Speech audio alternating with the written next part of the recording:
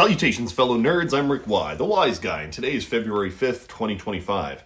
Last night, Trump announced some things that made the press pool audibly gasp, and that was that he plans on leveling what is left of Gaza, moving out the residents of their own territory, using the military to invade and occupy that space, and essentially turn it into some kind of economic hub for the United States of America.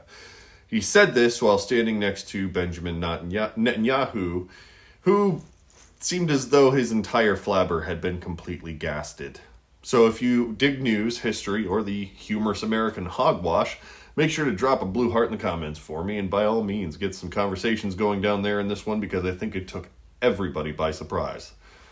Last night was a hell of a news night for a lot of reasons, and not the least of which is Trump's ketamine-fueled billionaire stooge taking illegal control over the Treasury Department with what appears to be the cast from Animal House. Yet, he also chose to get in front of every person, man, woman, camera, and TV with the Prime Minister of Israel to wax oxygen deprived. He stated, and I will say it so that you don't have to listen to his voice. The U.S. will take over the Gaza Strip, and we'll do a job with it too. We'll own it and be responsible for dismantling all the dangerous unexploded bombs and other weapons on site. Level the site, get rid of the destroyed buildings, level it out. Create an economic development that will supply unlimited numbers of jobs and housing for the people of the area. Do a real job. Do something different. Just can't go back. If you go back, it's going to end up the same way it has for 100 years. I'm hopeful that this ceasefire could be the beginning of a larger and more enduring peace that will end the bloodshed and killing once and for all. With the same goal in mind, my administration has been moving quickly to restore trust in the alliance and rebuild American strength throughout the region, and we've done that. We're a respected nation. Again. He then went on to claim that he pulled us out of what he called the anti-Semitic UN Human Rights Council, while also calling the UN Relief and Works Program disloyal to humanity, while claiming with no evidence that they're funneling money to Hamas. He also said that everybody he talks to, quote, loves the idea of the United States owning that piece of land, which is the biggest load of shit he has said through the whole thing. Every single Arab nation who has treaties with us and Israel that depend on the reality of a two-state solution would really love to share their opinions here, because he obviously missed a few people when it came to those very important conversations. First, let's cut through the bullshit. It's not going to happen. Although he was reading from prepared notes, and he meant it, was definitely not off the cuff, as some would hope. None of it is even plausible. I could just explain it outright by saying that he's clueless on the history of the people, but I'd be lying. He knows, but sees a greater economic opportunity and doesn't care about the people. We need to remember that whenever these senseless declarations come out of his McDonald's trough. He already plans on using the military to weed out and deport 11 million undocumented immigrants, invade Greenland, and annex Canada. The scale that it would take to try and reimagine a Middle Eastern trail of tears on top of his other idiotic ideas is far beyond a realistic goal.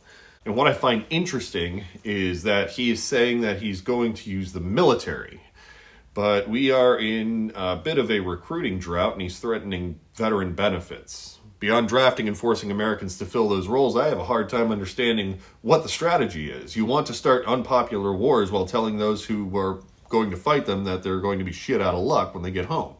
He doesn't think of troops as people. Doesn't think of them as human beings, but pawns in some kind of game. And to be honest, given my personal history of it all, that's what I'm most concerned about. He has no qualms with letting men and women in our armed forces face dangers he couldn't have the balls to comprehend theoretically when he dodged the draft. It's sociopathic and a terrible trait for a leader of our armed forces.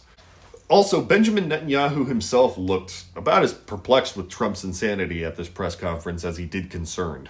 It's clear this was not a plan that Trump nor his staff passed by the Prime Minister. Even when it was his turn to comment, after no small amount of genuflecting, he said, and I quote, "He sees a different future for that piece of land, and that he has a different idea, and I think it's worth paying attention to this. We're talking about it, he's exploring it with his people and his staff. I think it's something that could change history." And if you don't catch the sly speaking in there, I know for a fact Trump's chief of staff certainly did, because from my perspective, I heard I guess this is now a conversation that is happening, and Trump is going to have to certainly talk to his staff more, because this is an idea that could alter the course of history, and I don't necessarily mean in a good way. Please, oh God, someone shut him up. As you see, even that monster understands just how fragile so many relations are in that region, and that are dependent upon Trump's goals from never happening. The number of terrorist groups who will now use this as a recruiting tool and radicalization campaign is unknown, but I can tell you personally, as someone who trained and deployed in the global war on terror, this is exactly the opportunity that many extremist cells have waited for.